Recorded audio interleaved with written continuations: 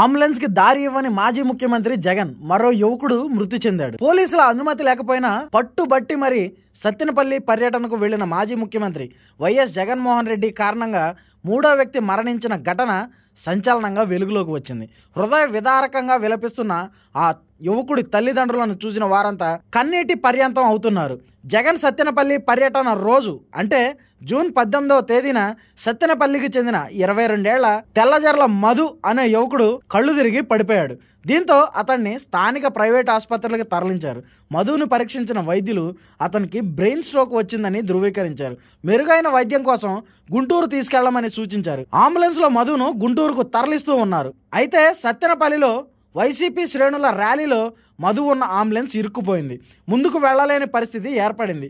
దాదాపు గంట సేపు ట్రాఫిక్లోనే ఇరుక్కుపోయింది. దీంతో సకాలంలో వైద్యం అందక మధు చనిపోయాడు.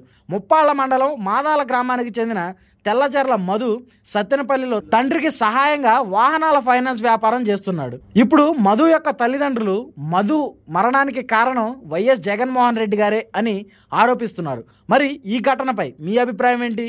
కామెంట్ రూపంలో తెలియజేయండి.